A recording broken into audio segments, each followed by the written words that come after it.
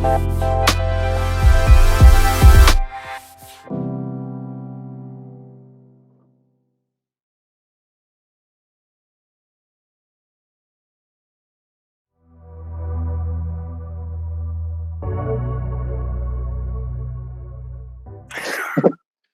sou a Silvana, diretora do OLAB, uma organização que trabalha pela democratização da tecnologia.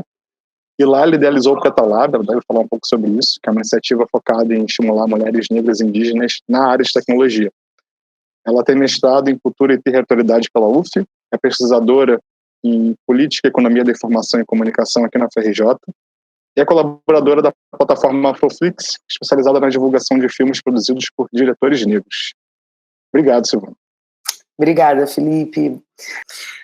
Vou falar um pouco sobre o que a gente faz, o meu trabalho, e um pouco que mistura um pouco com o meu ativismo, com a minha trajetória também. Eu me formei em comunicação e em 2011 eu comecei a me interessar muito por essa ideia de cultura digital, que era uma coisa que a gente falava muito na época, né? Cultura digital, essa ideia de uma internet livre.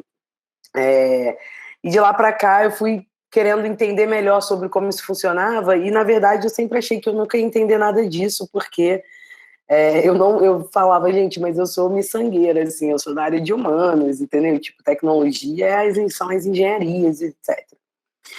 Só que eu fui trabalhar no OLAB em 2015, no final de 2015, e o OLAB é uma organização que nasce aí dentro desse contexto da cultura maker. Eu não sei se todos estão familiarizados com esse termo, mas essa ideia dessa cultura do faça você mesmo, do que eu acho que é muito, na verdade, sobre autonomia, na verdade, né?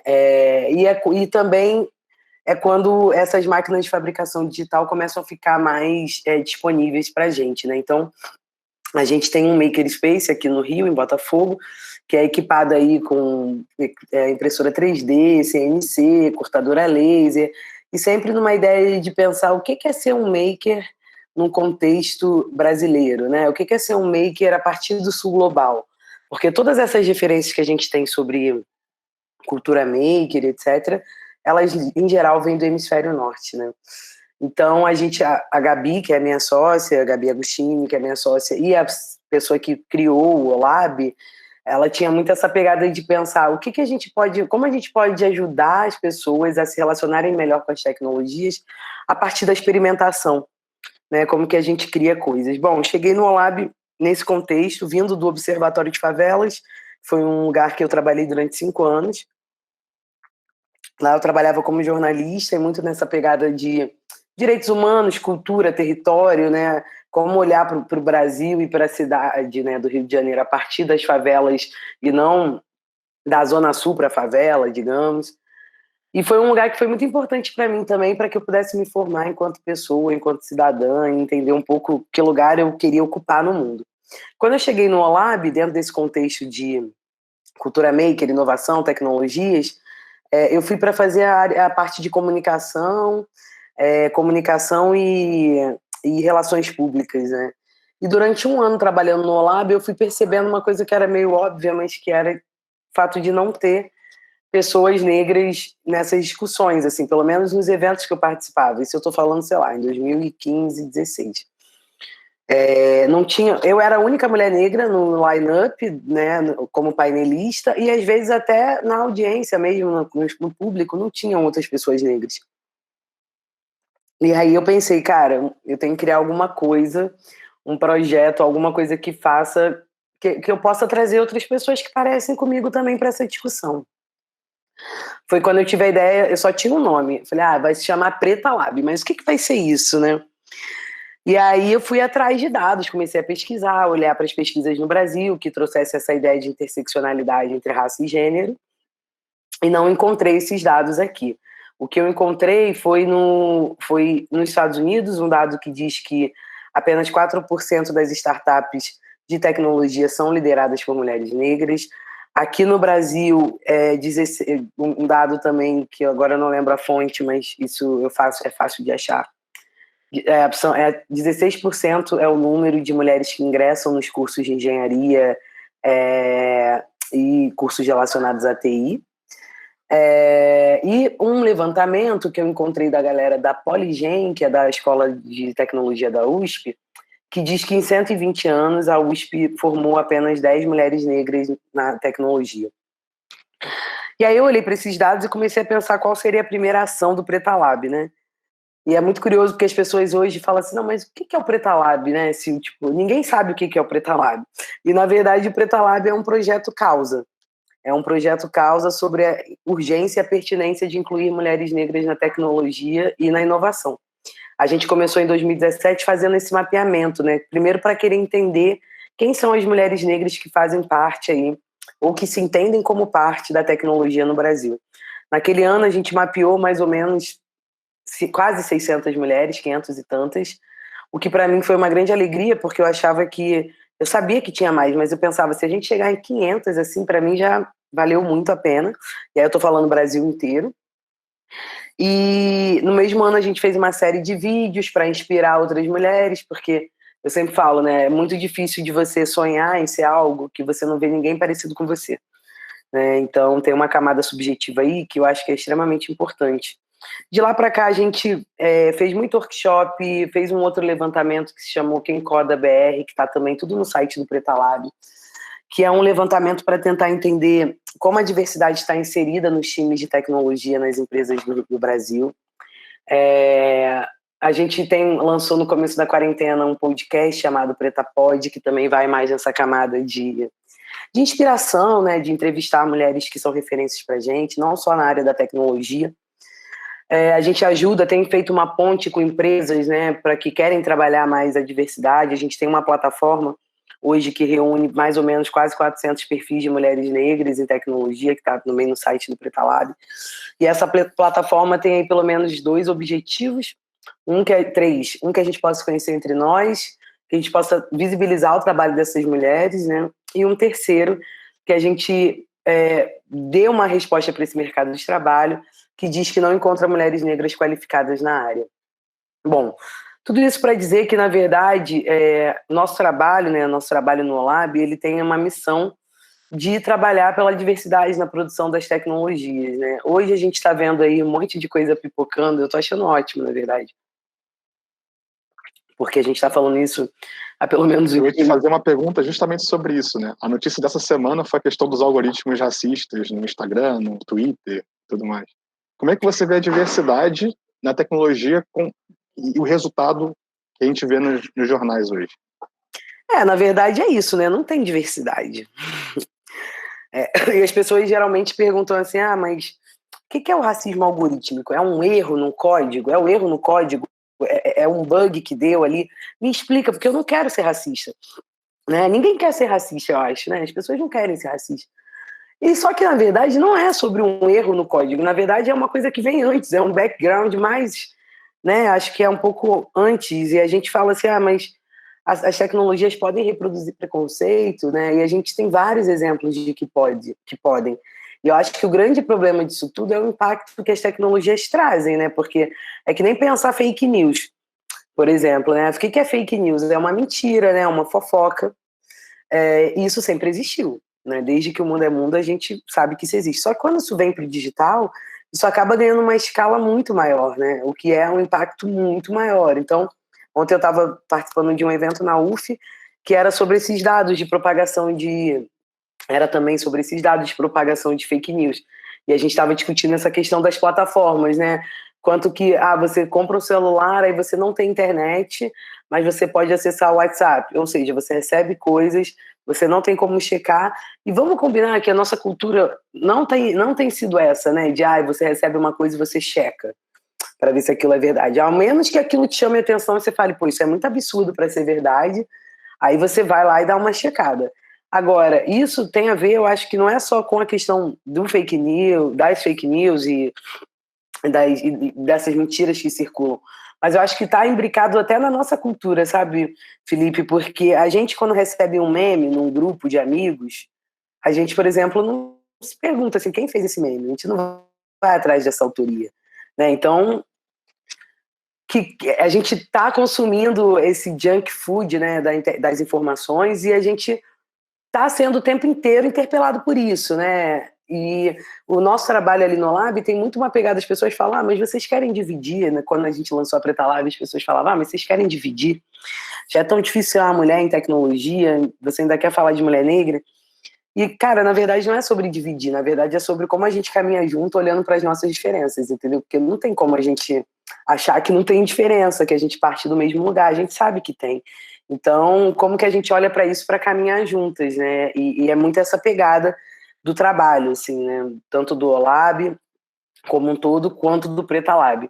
E a gente olha a tecnologia como meio, não como um fim, né? Então, para a gente, tecnologia independente, e aí pensando assim, né, perspectiva de futuro, independente se você é um entregador, se você é um engenheiro, se você é um médico, se você é um professor, você vai ter que trabalhar, a tecnologia vai atravessar o seu trabalho, entendeu? O seu fazer de alguma forma. Então, nossa missão é meio que estimular que a sociedade consiga se relacionar com isso de uma forma mais qualificada. Excelente. E aí eu engato outra pergunta, antes de abrir para a galera. Você fala muito de tecnologia, mas qual é a sua visão de tecnologia? O que é tecnologia para você? Ah, legal. Isso é interessante. Então, eu que normalmente quem faz essa pergunta sou eu para as pessoas, para os meus alunos também, sobre essa ideia de, cara, o que é tecnologia, né? Em geral, as respostas vêm, tecnologia é uma solução para um problema, tecnologia... Eu vejo tecnologia, assim, sendo bem sucinta, como um conjunto de técnicas aplicadas para resolver uma questão, né? E que não necessariamente ela é digital. A gente tem um dado aqui no Brasil que diz que, não lembro quanto, mas uma boa parcela da população achava que tecnologia era a internet, por exemplo. Acho que também tem uma disputa narrativa grande nesse sentido, né? E para mim, tecnologia, na verdade, é esse conjunto de técnicas que pode ser digital, que não precisa ser, pode ser analógico, né? Que não necessariamente é algo que na verdade, sobre um sistema, né? Mas pode ser uma cadeira. Tecnologia é também, né? A cadeira é uma tecnologia, o papel, a caneta, né? E eu acho que essa ideia de pensar a tecnologia um pouco mais ampla também acaba atraindo a gente mais para entender um pouco sobre. Mas espera aí. Então, sei lá, eu fico pensando, né? Quando eu explico o que é um algoritmo nas minhas aulas, assim, eu falo muito sobre de uma forma rasa, uma receita de bolo, né?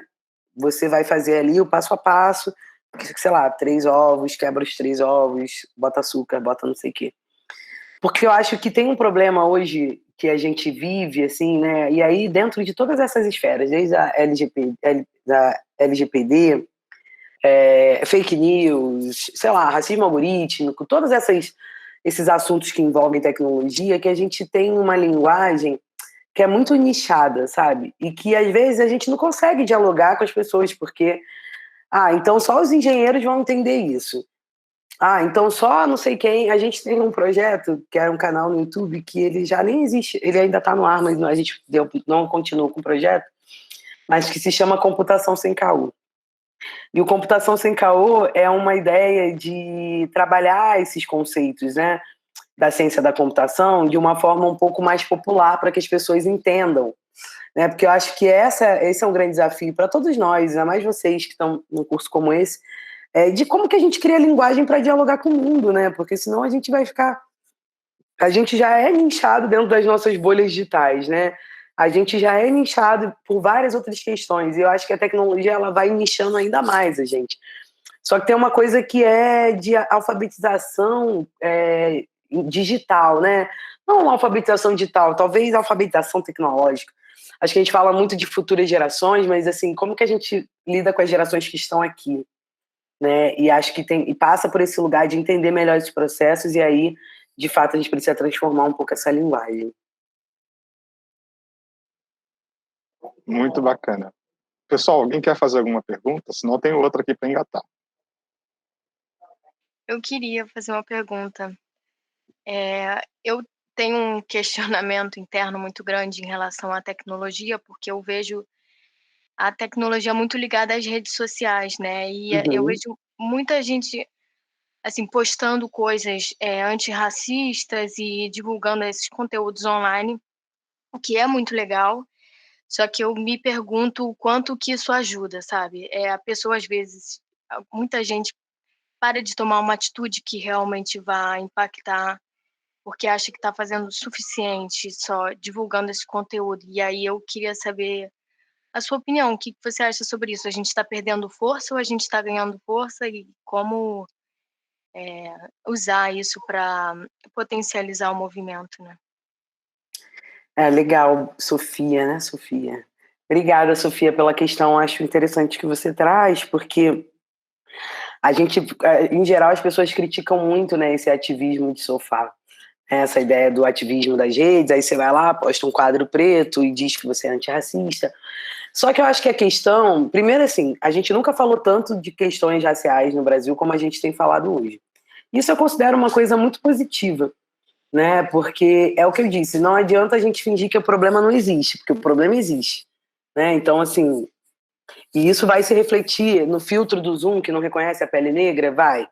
Isso vai se refletir em várias outras coisas, né? A gente tem um monte de exemplo de tecnologias racistas que reproduzem o racismo em si.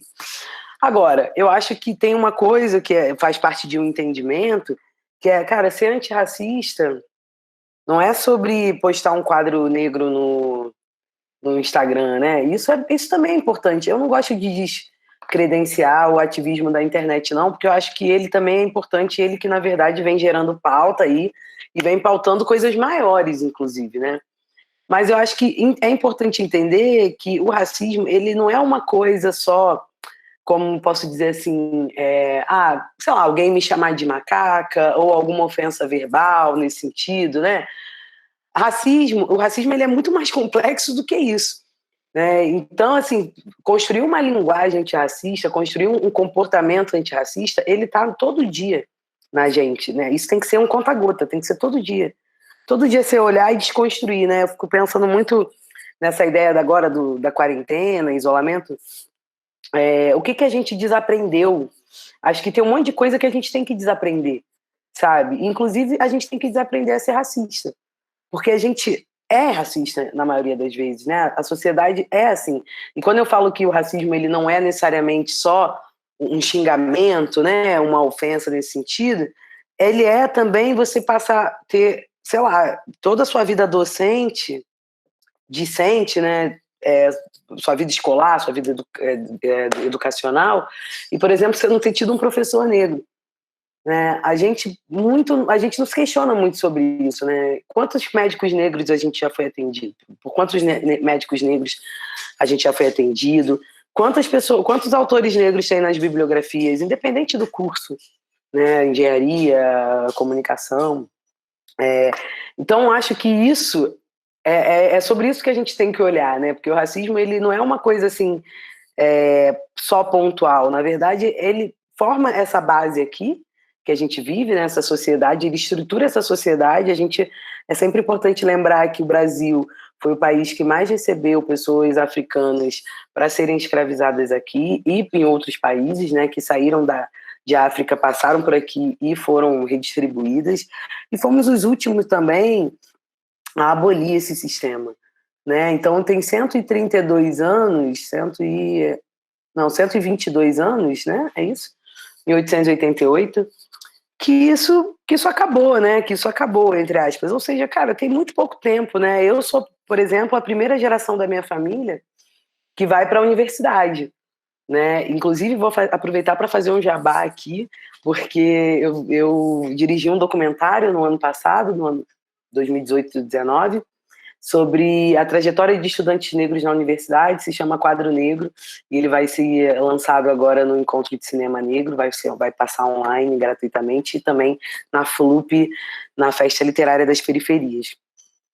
Então, assim, o fato de eu ser a primeira da minha família a ir para a universidade não é uma coisa, assim, especial da CIU, não.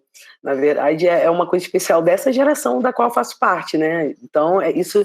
Eu gosto de trazer assim um pouco dessa linha do tempo, porque a gente entende também por que os processos são do jeito que são, né?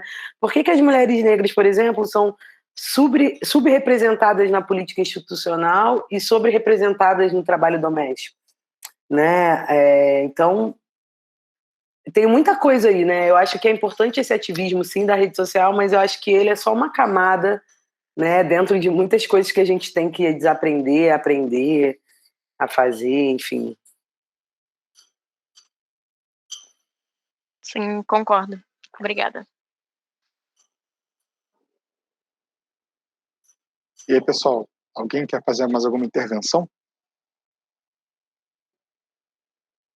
Eu posso perguntar, então, Silvana, uma coisa que me incomoda muito, falei até com a professora Juliana esses dias, é que aqui no Centro de Tecnologia da UFRJ a gente tem um trem que flutua e do outro lado do canal a gente tem a Maré, que tem um dos piores IDHs da cidade do Rio de Janeiro. E essa dicotomia é muito esquisita, né? Como é que a gente se acostumou a conviver com isso, com essa polaridade? O que a gente pode fazer? A gente carece de escutar? Ou a gente carece de dialogar? Ou cada um está na sua zona de conforto sem perspectiva de mudança? Como é que a gente pode, como sociedade, a gente pode resolver esses problemas através da tecnologia ou não? Legal, Felipe. Realmente, eu trabalhei muito tempo aí do lado, na Maré, na favela da Nova Holanda, e ficava olhando para a COP e para o UFRJ, assim, pensava, nossa, que mundo. E um outro mundo totalmente diferente ali, né, do ladinho, né? A gente vive abismos sociais, na verdade, né, Felipe? E o que a gente pode fazer? Eu acho que a primeira coisa, talvez, entender que isso não é um problema de alguém, né? É um problema de todo mundo. Eu acho que todo mundo tem uma certa responsabilidade nisso. É claro que a gente fica pensando assim, tá, mas na prática, assim, o que eu posso fazer? Eu vou lá na Maré, enfim, ofereço, o que eu posso fazer? Eu acho que tem mil formas de colaborar e a gente entender também quais são os limites que a gente tem para isso, né, também. Por exemplo, desde se você é um professor, né, sei lá, como é que você pode, de repente, ajudar a formar pessoas que estão ali, né? Se você tem um projeto que trabalha com, não sei, com reciclagem, enfim, pensando em várias coisas aqui. Como que a gente também cria pontes de diálogo com as pessoas ali, né? Eu acho que a universidade, inclusive, embora eu sei que a UFRJ tem vários projetos com a Maré, já teve em várias épocas, eu mesma fui parte de alguns, eu acho que a universidade tinha que estar mais presente ali, né, de alguma forma, e acho que isso é pouco estimulado também, né? Não sei se tem muito interesse, acho que talvez, né, tenha que ter mais força para que a gente possa, de fato, fazer alguma mudança, né? Mas eu também acho, uma outra coisa que eu fico pensando e que me veio muito forte agora nesse momento de pandemia, é que às vezes a gente fica achando que a gente tem que fazer uma coisa muito grande, sabe? Muito grande para poder ter um impacto positivo, para ser muito, né? Para ser uma coisa que realmente faça sentido. E eu acho que não. Que, na verdade, as microações, elas também são extremamente potentes, né? No caso, por exemplo, da Preta Lab, quando eu vou fazer alguma palestra sobre diversidade nas tecnologias, em geral as pessoas me perguntam, tá, Sil, mas o que a gente pode fazer agora para melhorar isso, né? Para resolver isso? Eu sempre falo, cara, tem um monte de ação que dá para ser feita, né? Tipo, desde se você está organizando um evento, pô, procura ter mais diversidade, né? Bota mais mulheres ali, procure as pessoas negras que falam também sobre esse assunto. Se você é um gestor público, cria ações, né, que possam, sei lá, de alguma forma trazer essas pessoas para perto e mantê-las ali. Se você é um gestor da escola, pô, cria bolsas, né? Como é que você cria acesso para essas pessoas? Se você, enfim, está fazendo um evento, estimular a representatividade, se você é uma empresa, contrata. Mas tem uma que é bem simples e que parece que é pequena, mas muitas vezes não é, que é, cara, compartilha essa ideia, sabe? Conta pro mundo que isso existe, sabe? Eu sempre tenho pedido isso para as pessoas, porque às vezes o compartilhamento, que parece ser uma coisa muito boba, muito pequena, ele, na verdade, ele reverbera em várias outras coisas, sabe? E aí uma pessoa que nem viu, que, sei lá, que não tá na minha bolha, que não veria, mas está na sua, vê, e isso já muda alguma coisa ali, entendeu? Então, acho que também tem uma coisa assim de... A gente sempre quer... Ou a gente quer fazer uma coisa que é muito grande, a gente acha que não pode fazer nada. Os dois movimentos são relacionados à inércia, né? Você tá meio que parado. Então, acho que o importante é meio que se movimentar, né? Botar esse corpo em movimento e fazer desde... Eu tô realmente, assim, hoje muito focada na ideia de microações, sabe? O que eu posso fazer pequeno, mas que possa gerar um impacto interessante, sabe? Eu gostei muito dessa sua fala e me identifiquei bastante, porque assim, quando eu comecei a me envolver com alguns projetos sociais, eu sempre pensava: "Nossa, mas isso não é nada, tipo, quando que vai ser suficiente, né?". E Exato. assim, é um peso muito grande para você carregar sozinha. Então, eu nunca tinha visto por esse lado de só de você já ter falado isso agora já mudou meu pensamento, então Que já bom. vai já vai ter uma ação diferente, assim, eu acredito na minha vida, então eu gostei bastante da sua fala, só Mas complementando. é porque eu acho que é bem isso mesmo, assim, e isso também deixa a gente paralisado, né, essa É, coisa de se você tem que fazer uma coisa que seja muito grande, sabe, tipo, sim, sim. não, cara, não, você pode fazer uma coisa que pode ser pequena pra você às vezes, mas isso é tão grande pro outro. Eu tô falando isso, assim, porque eu realmente acredito nas pessoas, eu acredito na humanidade, eu acho que a gente pode ser pessoas melhores, assim, né, a gente quer ser pessoas melhores, né, eu acho, assim, em geral, a gente não quer, é como eu disse, ninguém quer ser racista, né, tipo, a gente quer construir uma sociedade melhor, isso faz parte da gente aqui, né? E esse presente que a gente está falando sempre tanto de futuro, né? Acho curioso isso, porque a gente está sempre, vamos pautar os futuros, o como cocriar futuros, imaginar futuros. Só que esses futuros todos eles estão sendo criados aqui, né? Agora, o que dá para fazer agora, né? O que é possível para mim dentro das minhas limitações fazer agora, né? Então acho que é mais tirar esse peso e trazer mais para ação também, sabe? Com certeza. O peso impede muito a gente de agir. Sim. Silvana, eu queria te perguntar um pouco, assim, primeiro, muito legal o seu trabalho, assim, muito bacana mesmo, parabéns. Obrigada. Eu queria saber um pouco, assim, sobre essa questão que você falou das bolhas, assim, eu sinto que agora com a tecnologia e principalmente algo que as pessoas têm falado muito à tona, essa questão de, tem vindo muito à tona, né, as pessoas têm falado sobre essa questão de dados e tudo mais, e que isso acaba intensificando muitas vezes a forma como essas bolhas são formadas, assim, pela forma como as próprias redes sociais segmentam as pessoas e tudo mais.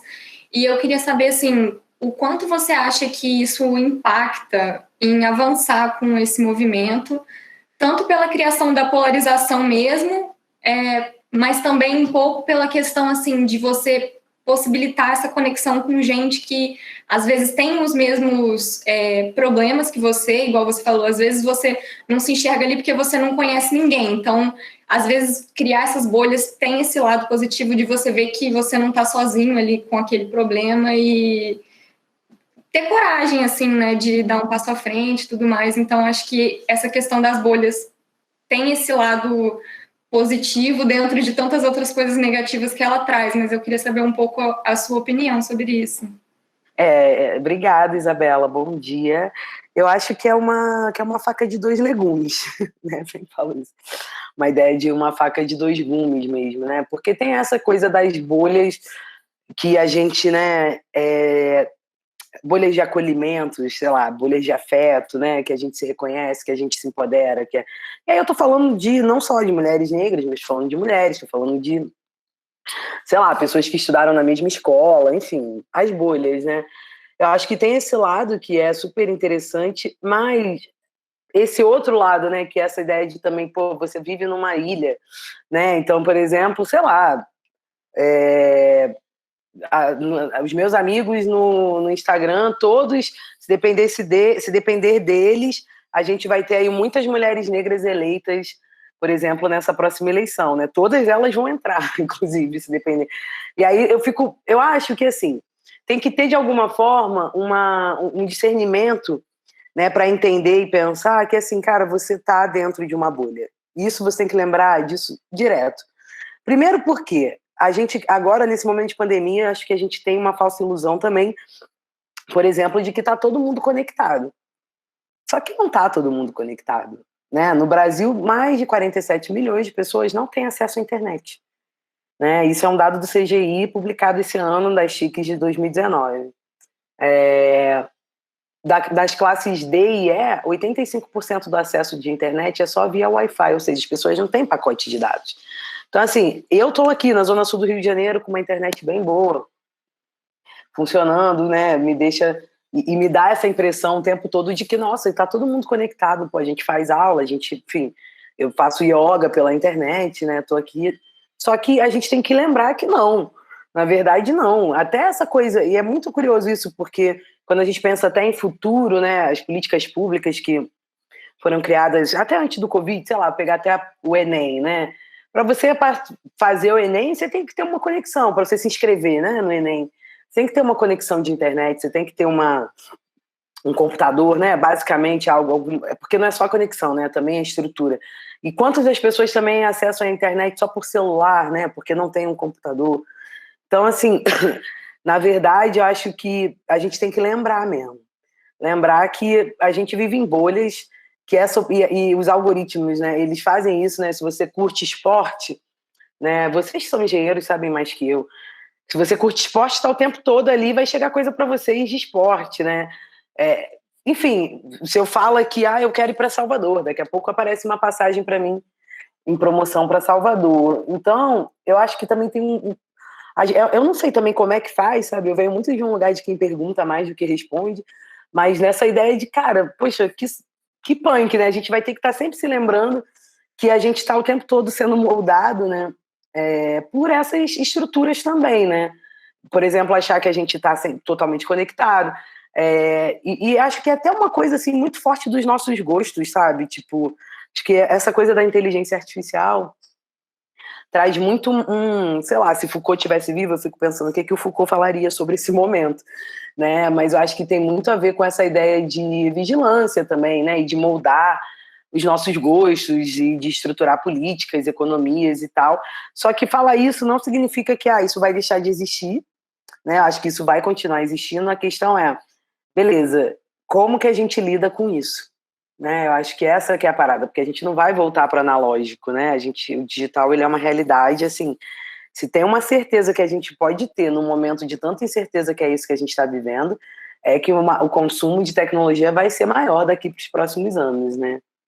Eu não sei se eu te respondi, Isabela, mas é porque vou abrindo uma aba de pensamento e jogando outras, enfim.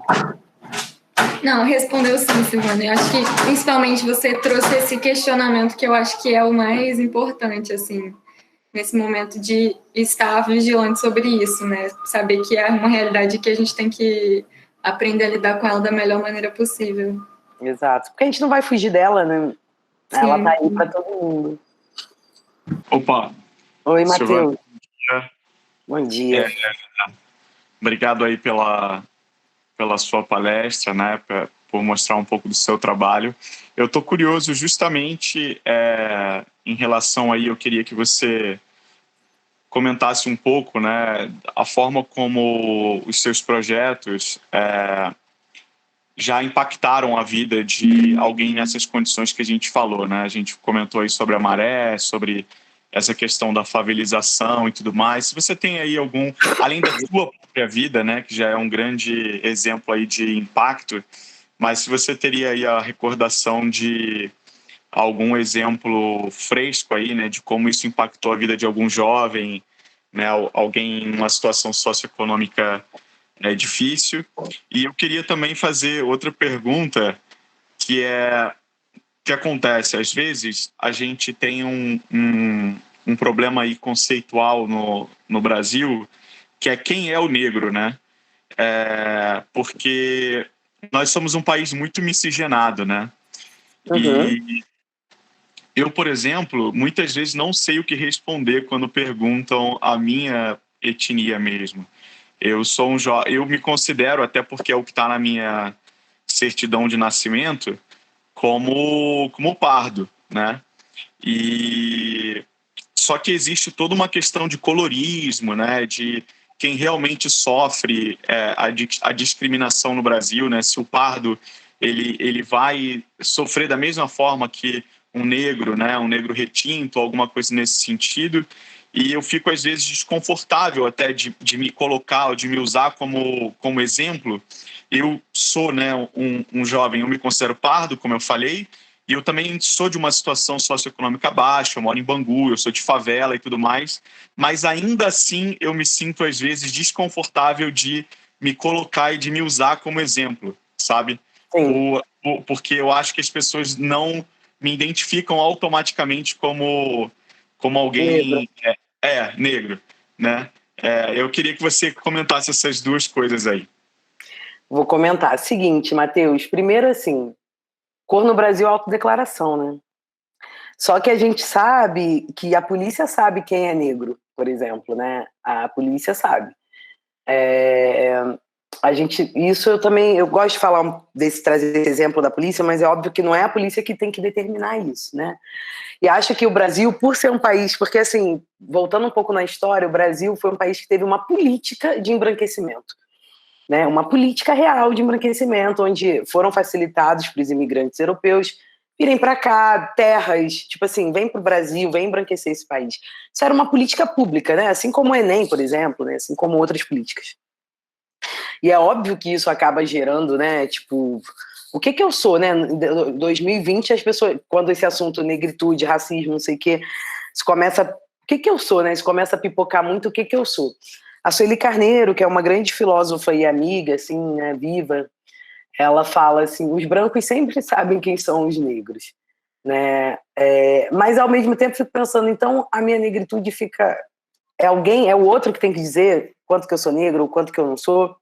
A gente cresce numa cultura, né? Eu acho que eu sou a geração que rompe isso, a minha geração, eu tô em 35 anos agora, que meio que rompe, mas nem tanto, né? Tô falando também da minha bolha, com essa ideia de que, por exemplo, você tem que casar com um homem branco para clarear a família.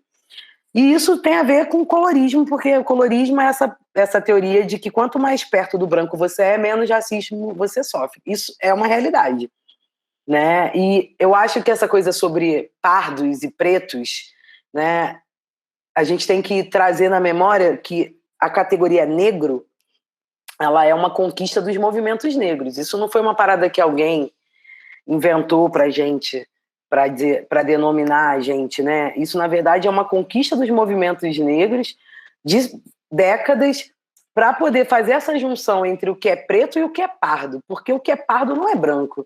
A gente sabe o que é branco, né? E se a gente olha para um branco, o branco sabe quem é negro. Isso é verdade quando a Sueli traz isso, né?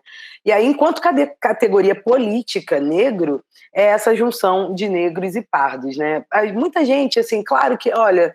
Também eu acho que, assim, é muito plural essa visão, né? E é uma discussão acalorada dentro dos movimentos negros, né? Tem gente que vai falar que os pardos, eu prefiro chamar de negros, que os negros de pele clara não são negros, não são tão negros assim, não são tão pretos assim, porque também tem as disputas, né? Que acontecem em qualquer lugar, não é porque é negro ou preto, acontecem as disputas. Então, acho que, na verdade, tem uma coisa de como você se entende, como você se enxerga, né? E é claro que você pode ser questionado, as pessoas, porque tem gente que é, sei lá, cri-cri, mal educada em qualquer segmento da vida, né? Não é porque é branco, porque é preto, porque é gordo, porque é magro. Mas eu acho que isso tem mais a ver com a sua postura e como que a gente lida com isso. E aí também eu sempre gosto de lembrar que para a gente falar que nós somos 56% da população, a gente está falando também dos negros de pele clara, né? E eu acho que isso pode ser muito confuso para quem está nessa situação, tipo assim, eu sou negro, eu não sou, nossa, mas a gente tem que fazer, eu acho que sempre esse resgate aí da memória de lembrar que nesse país existia uma política de embranquecimento, e inclusive acreditavam que até agora, aqui, a gente ia chegar aqui em 2020, não ia ter mais negros no Brasil. Né? O Brasil ia ser uma população branca e, enfim, e a gente, graças a Deus, não é, né? A gente continua sendo aí 56%, mas a gente não está falando só de pretos, de negros retintos, né? A gente está falando de uma população que é um pouco maior. Não sei se eu te expliquei, mas é como eu formulo meu pensamento sobre essa ideia de quem pode falar que é negro, quem não pode, entendeu? E é claro que a gente sabe que, por exemplo, se você está em Bangu, talvez em um determinado lugar você é branco, né? Mas se você chega no Shopping Leblon, rapidinho você vai lembrar da sua negritude, assim, não tem como, entendeu? E sobre eu acho que é isso que acontece, né? Eu acho que a gente acaba sendo jogado de um lado para o outro, sabe? Aqui, por eu ser um jovem que teve talvez um esforço maior em ter um estudo maior e conseguir angariar uma vaga na universidade pública e aí eu já sou visto talvez um pouco elitizado, sabe? Por não ter ali Talvez eu não sofra as mesmas dores de quem está no ensino estadual, de quem está... Então, a gente acaba sendo jogado o tempo inteiro de um lado para o outro mesmo, como você está falando. Eu acho que só de você ter família no Brasil, entendeu? Tipo, família que eu digo, não só pai e mãe, mas alguém que cuidou de você, que te possibilitou estudar, sabe? Que cuidou dos corres para você não ter que trabalhar enquanto você é criança. Isso já é um privilégio. É horrível falar isso, né? Mas é um privilégio em muitos espaços aqui nesse país, né? E olha que a gente está falando aqui de uma bolha sudestina. Quando você vai para o norte é outra realidade. Eu estive em Belém esse ano e eu fiquei pensando assim, caramba, o Brasil começa aqui. Agora entendi, sabe? Tipo assim, é muito... É um choque, assim, tem muita diferença. Eu acho que até em termos de educação, quando você fala isso, né, eu me reconheço nessa sua fala, porque, como eu disse, né, eu tive acesso à educação, eu pude estudar, eu até fiz mestrado e enfim, vou até fazer doutorado. E isso me faz, muitas vezes, achar que eu sou uma privilegiada por isso, sabe? Só que isso não é isso deveria ser, isso é um direito, né? Poder estudar é um direito. Então, assim, em determinados estratos da sociedade do país, quando a gente pensa até quem teve mãe, quem teve pai, já é um grande privilégio, entendeu? Então, assim, infelizmente é isso, a gente vive num país que é muito desigual, cara, muito mesmo. Bom, sobre o impacto dos nossos trabalhos, assim, cara, a gente aí hoje movimenta uma rede de mais de 900 mulheres negras no Brasil inteiro, né? Tem vários impactos e números que eu poderia dar para vocês aqui, mas tem duas historinhas que eu queria contar rapidinha. A primeira é a coisa do brilho no olho, né? Para mim, esse impacto é uma coisa que não cabe em nenhum relatório, não tem indicador para isso, para entregar isso para os meus financiadores. Mas, para mim, isso é uma coisa assim, cara, eu sou muito poliana, né? Vocês já perceberam, e eu tenho uma ideia que eu gosto mais da ideia de plantar sementes do que quebrar galhos, né, por exemplo. E quando eu vejo o olho de uma mina negra, de um cara negro, ou de uma pessoa periférica, ou de uma pessoa, enfim, que olha para aquilo, né, para o que eu estou falando e vê uma possibilidade para ela, isso para mim, assim, é tipo, eu volto para casa assim, ganhei meu dia, é isso que eu, sabe, tipo, era isso que eu vim aqui para isso, né. E tem uma outra coisa em relação ao impacto que eu acho interessante, uma história recente também, de uma menina, uma mulher que me escreveu e falou assim, eu estava indo para Recife para uma palestra que ia fazer lá, e ela me escreveu no Instagram falando, cara, pô, nem acredito que você está em Recife, eu vou lá na sua palestra, quero te ver porque eu queria te contar uma coisa. Eu falei, o quê? Ela falou, então, cara, eu me formei em Direito e eu nunca achei que a tecnologia fosse um lugar para mim, mas depois do Preta Lab, eu percebi que eu podia fazer algo em tecnologia, e agora eu tô fazendo uma pós em Direito Digital. E eu achei isso, assim, muito, sabe, eu fiquei, assim, eu sempre ganho meu dia quando essas coisas acontecem, ganho minha semana, ganho meu mês, e acho que, na verdade, concretiza ainda mais o meu propósito de vida, né, o que eu quero fazer, que nem o Mano Brown falou, cara, se você não toca o coração das pessoas, então você não está entendendo nada. Eu quero tocar o coração das pessoas e a mente das pessoas, sobretudo, né? Porque eu acho que a gente pode viver uma vida menos desigual, assim, né? Pensando em termos de sociedade, se cada um puder fazer um pouquinho, né? E esse pouquinho pode ser desde um compartilhamento no Instagram, que é isso que eu estava falando com a Sofia. Enfim, né? Um pouquinho que está dentro do seu limite. Às vezes é pouquinho para você, mas não é para a outra pessoa, né? Muito obrigado por estar aqui com a gente, compartilhar com a gente sua vivência, sua visão de mundo. Eu acho que foi muito enriquecedor para todo mundo. Foi um prazer ter você aqui. Obrigada pelo convite. Obrigada demais pelo convite. Espero que a gente se encontre aí em outros momentos também. Queria aproveitar esses últimos minutinhos aí para te agradecer por estar aqui com a gente. Foi, assim, uma aula nota 10. Eu me enquadro aqui como aluna e confesso que fiquei, assim, super motivada com todas as suas falas. É importante a gente dar o primeiro passo e começar, né? Ir fazendo as microações. Então, é isso. Como docente aqui, eu espero plantar várias sementinhas e que isso no futuro gere uma floresta aí bastante rica para a gente ir mudando esse país aos pouquinhos, né? Mas obrigada por a planta. Com certeza. Muito obrigada. Eu que agradeço, e assim, foi muito bom. Espero que eventualmente você possa voltar em outras aulas estar aqui conosco. Beleza, gente. Meu contato tá aí, a gente já tá conectado e eu vou lá, que senão também me atraso pro próximo. Um beijo. Muito sucesso aí para todas as suas iniciativas. Obrigada, viu? Tchau, tchau.